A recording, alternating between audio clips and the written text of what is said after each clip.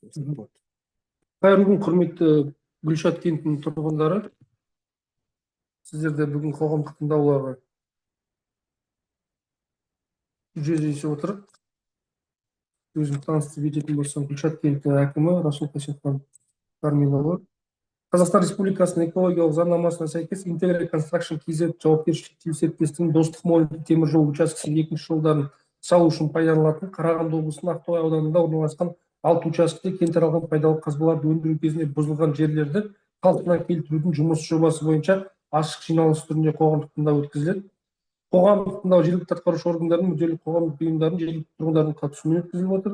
Қоғамдық тыңдауларды ашық деп жариялаймын. Сондай-ақ сіздерді ескертемін, қоғамдық тыңдаулар өткізу қағидаларының 22 тармағына сәйкес залда аудио жазба және бейне жазба жүргізілуде. Қоғамдық тыңдауларды өткізу кезінде нақты тұжырымдалмаған және ескертулер мен ұсыныстардың мәнін көрсетпейтін немесе қоғамдық тыңдаулардың мәніне анық қатысы жоқ тыңдаулардың барлық қатысушылардың жай көпшілік дауысымен дауыс беру нәтижесі бойынша мүдделі мемлекеттік органдар жұртшылықтың ескертулері мен ұсыныстары ескерілмейді. Соны ескертеді. Енді қоғамдық тыңдаулар өткізу үшін төраға мен хатшыны таңдау қажет. Қоғамдық тыңдаулардың өткізу қағидаттарының 21 тармағына сәйкес төраға ретінде жергілікті атқарушы органның өкілі Гүлшат кентінің әкімі Қасымхан Расул Парменұлы өзімді ұсынамын. Хатшы ретінде Қалибек Мағжан Сағатай мырзаны ұсынамын. Сағатайұлы мырза. Сағатұлы мырза. Кім қолдайды? Қол көтерсек.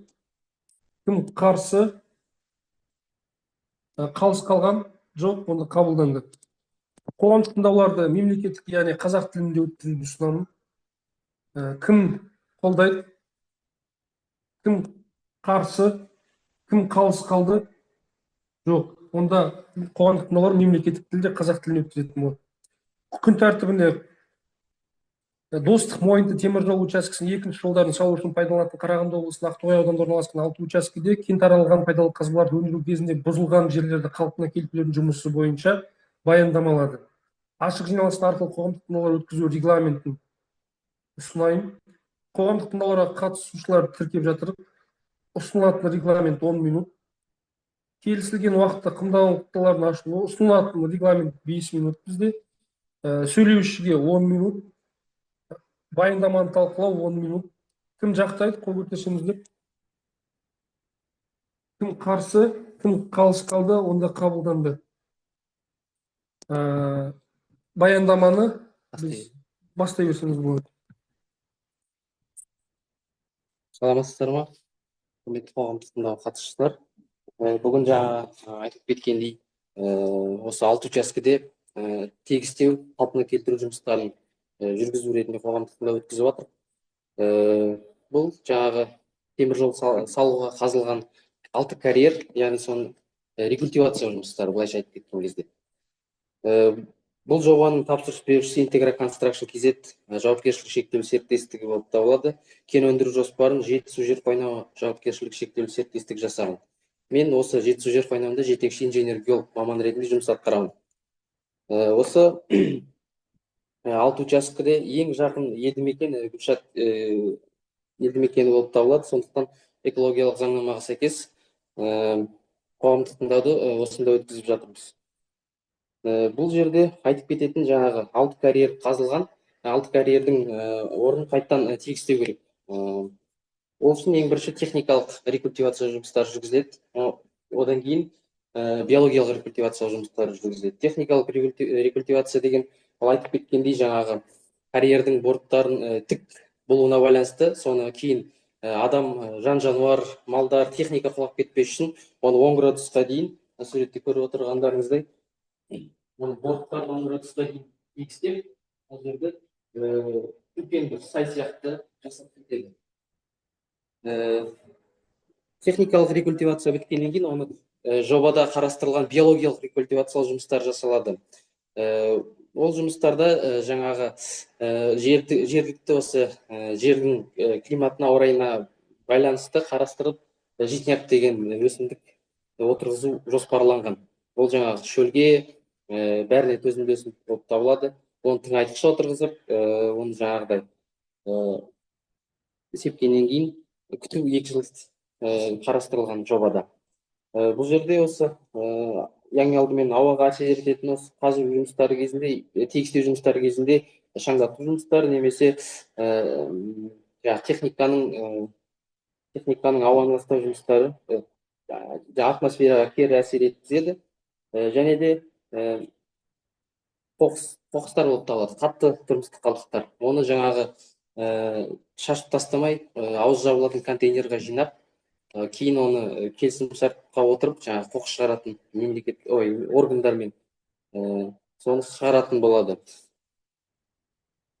Менің баяндамам аяқталды. Қоятын сұрақтарыңыз болса. Сұрақ жауапқа көшейік. Қалып кеткен нәрсе, рекультивациялық жүргізу кезеңі осы 2025 жылдың жазында 3 айы болып табылады. Бірінші жаңа айтып кеткен техникалық рекультивациялық жұмыстар жүргізіледі. Одан кейін жаздың аяғына қарай, яғни күзге қарай биологиялық рекультивация, житняк өсімдігін егу жоспарланды. Оны жер қойнауын пайдаланыш. Ол жаңа карьерлерге байланысты, карьердің тегістеген жеріне, борттарына, астына, бәріне қанша жер бұзылды өндіру кезінде, сол жерді қайтадан қалпына келтіріп отырғызып кетеді. Ол мына Мойынтыдан бастап Балқашқа дейін темір жол бар ғой, соның ортасындағы екінші путь салып отыр ғой, соған қазылуға алынған. Барлығы 45 гектар болып табылады осы 6 участок. Солай қалады, ол жаңағы малға да, мал жегенге де болады ол.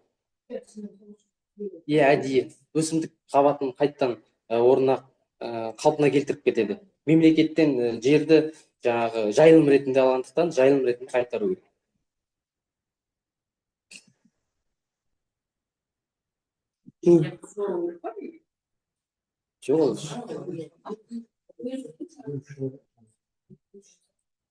Біздің ұсынысымыз сол техникалық биологиялық рекультивацияны жаздың 3 айы август жаққа суытқанға уақытқа қойсаңыз да, ұсыныс ретінде соны қалдырсаңыз да. Жақсы. Онда сұрақ бар ма екен? Сұрақ жоқ болса, қоғамдық тыңдауларды қорытындылайық. Баяндамаңызға рахмет, үлкен назарларыңызға рахмет, құрметті қатысушылар. Енді дауысқа салайық. Дауыс берсек осы. Өз кезегінде қоғамдық тағы да ескертулер мен ұсыныстарыңызға жауап берді. Ол жаңа хатшымызға жазып алсаңыздар. Енді дауысқа салсақ, қоғамдық тыңдаулар өткізілді деп жариялаймын. Соған кім қолдайды, кім қарсы, кім қалыс қалды, онда қоғамдық тыңдаулар өткізілді деп шешім қабылданды. Енді тыңдаулардың нәтижелері бүгінгі талқылаудан кейін айтылған ескертулер мен ұсыныстарды ескере отырып, қоғамдық тыңдаулардың хаттамасымен рәсімделеді. Осы тыңдауларда айтылған барлық мәселелер мен ұсыныстар мен ескертулер бірыңғай экологиялық порталда интернетте көрсетілген болады.